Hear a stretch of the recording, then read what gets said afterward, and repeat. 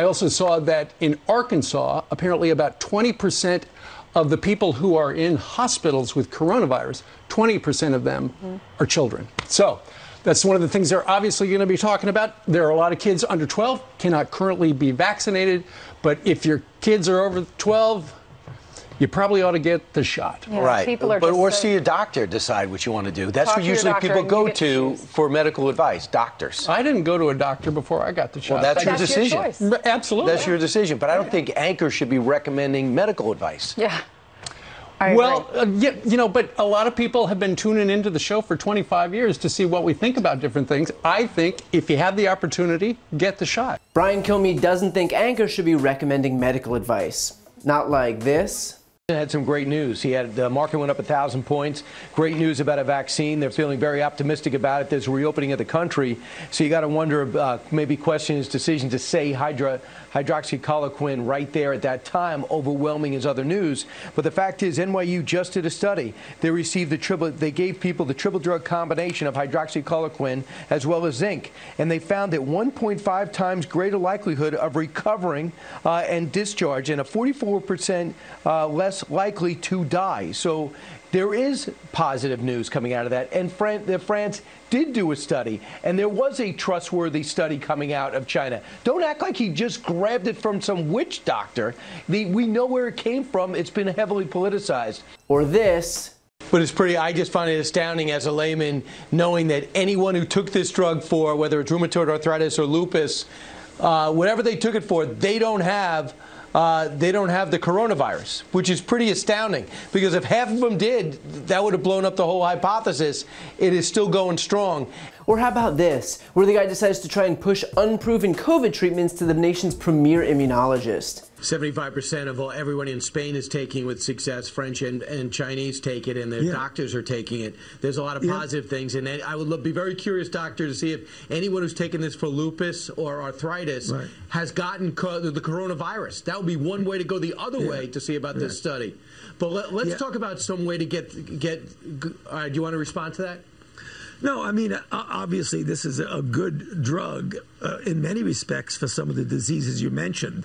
And the one thing we don't want to happen is that individuals who really need a drug with a proven indication don't have it available. But sure, Fox anchors wouldn't possibly give medical advice. In reality, Fox anchors have been giving unsolicited and frankly dead wrong medical advice for the better part of a year now. Whenever some errant synapse fired in Donald Trump's brain and he decided to prescribe the entire nation fishbowl cleaner or laundry detergent or lead paint, Fox News was right there cheering him on. And these hosts, whose only medical qualification is the fact that the pharmaceutical company Bayer is one of basically 3 brands left actually advertising on the network, would put on their little doctor coats and stethoscopes and stumble over whatever new unproven treatment they needed to push, like this. Hydroxychloroquine. All to coddle Trump's ego. Calls to poison control centers literally jumped because of what Trump and these Fox hosts did. So if Brian Comey is deciding that it's not his place to be giving out medical advice, he should have probably followed that advice while he himself was putting lives in danger over the last year. And with that said, you also can't equate doling out random medical advice with recommending a vaccine that has already been shown to protect 99.9% of people from contracting COVID and 99.999% of people from dying from COVID. We're not out here wondering if a random lupus medicine may or may not work on an unrelated virus. This is a vaccine that's been administered to hundreds of millions of people with remarkable effectiveness. This vaccine is a miracle of science. The real risk here is not recommending the vaccine, because what we know, beyond a shadow of a doubt, is the deadly effects of not being vaccinated during this pandemic. We've lost over 620,000 Americans, the 3rd biggest mass casualty event in US history.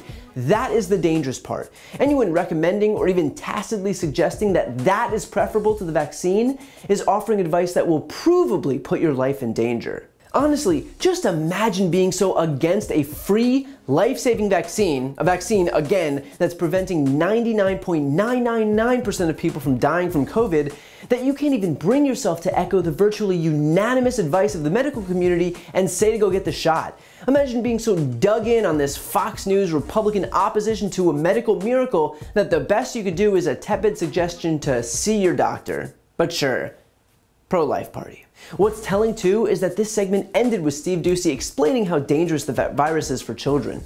And because the vaccine isn't available for kids under 12, that means there's effectively one solution to keep them the safest, and that is ensuring that the adults surrounding them are vaccinated. We're talking about children here. We're talking about kids. I'm sorry, but if Brian Kilmeade is such a partisan hack that even encouraging this simple step to ensure that children are safe is too much for him, then he doesn't belong anywhere near a television camera. And yet, clearly, Kilmeade and the network he works for value their partisan credentials more than their own viewers' lives. Dating all the way back to Trump, Republicans have had to twist themselves into pretzels defending his complete lack of regard for any science that wasn't convenient for him. And now, even though Trump's out of office, because the right has planted their flags being the anti-science party, they've got no choice but to keep digging in their heels and pushing back against people who know better and suggesting, implicitly or explicitly, that the vaccine is somehow a bad thing. Brian Kilmeade is right when he says, only now, that anchors shouldn't give out medical advice. What he doesn't say is that the constant drumming up of vaccine skepticism is literally serving as medical advice for Fox viewers. He doesn't get to pretend that suddenly Fox's hands are clean, and his certainly aren't either. So I can't believe I'm saying this, but good on Steve Doocy for at least being able to promote vaccines in the middle of a pandemic.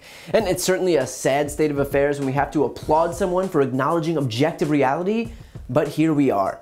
In the meantime, time will tell if any other Fox hosts will decide that their own viewers surviving is a priority, or if they'll just continue bolstering their own cred in a party that rewards people who can cause the most needless deaths. Something tells me that I shouldn't hold my breath for the former. If you enjoyed that video and you're looking for a deeper dive, check out my podcast, No Lie with Brian Tyler Cohen. It's a no BS look at the top stories of the week, along with interviews with the top names in politics, like Vice President Kamala Harris, Jen Psaki, Elizabeth Warren, Nancy Pelosi, Chuck Schumer, Katie Porter, Pete Buttigieg, and more. Again, that's No Lie with Brian Tyler Cohen, available anywhere you listen to podcasts. Also, if you want to see more videos like this one, click the subscribe link right here on this screen to join the more than 1 million people who've already subscribed to my channel.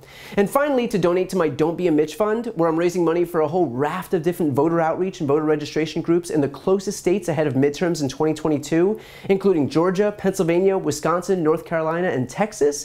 You can find that link on this screen as well. Thanks for watching.